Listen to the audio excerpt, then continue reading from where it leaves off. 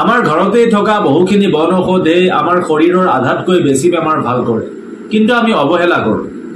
আজি ক'বলৈ ওলাইছোঁ এবিধ ঔষধিযুক্ত উদ্ভিদ মছন্দৰীৰ কথা।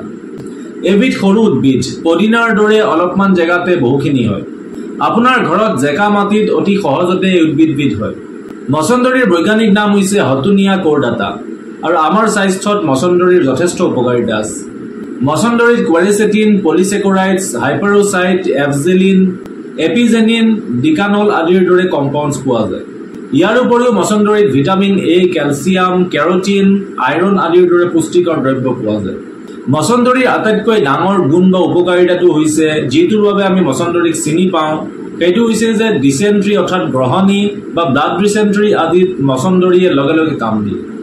আপোনাৰ যদি ডিচেণ্ট্ৰি বা ব্লাড ডিচেণ্ট্ৰিৰ সমস্যা হৈছে, তেনেহ'লে আপুনি মছন্দৰীৰ কেইটামান পাত ছিঙি আনক, আৰু সেই পাতকেইটা আপুনি চুবাই খাওক অথবা আপুনি সেই পাতকেইটা পিচি তাৰ ৰস উলিয়াই খাওক, আপুনি লগে লগে ভাল পাব।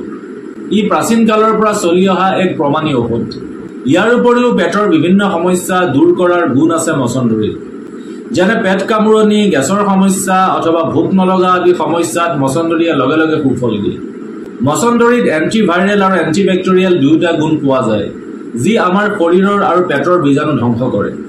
আপুনি মছন্দৰীৰ পাত ছিঙি আনি ভালকৈ পৰিষ্কাৰ কৰি আপুনি চুবাই খাব পাৰে, অথবা আপুনি মছন্দৰীৰ পাত পিচি তাত জলকীয়া, আদা আদি মিহলি কৰি আপুনি চাটনি বনাই খাব পাৰে। নতুবা আপুনি মছন্দৰীৰ পাত, নহৰু, জলকীয়া, জালুক আদি পাতত দি আপুনি খাব পাৰে। মছন্দৰীৰ এটা উৎকট গোন্ধ আছে, আৰু এই গোন্ধৰ বাবে বহুতে মছন্দৰী খাব নিবিচাৰে, আৰু এই গোন্ধই হৈছে মছন্দৰীৰ পৰিচয়। গতিকে আপুনি গোন্ধৰ কথা চিন্তা নকৰি আপুনি নিজৰ স্বাস্থ্য আৰু শৰীৰৰ কথা চিন্তা কৰি আপুনি মছন্দৰী সেৱন কৰিব।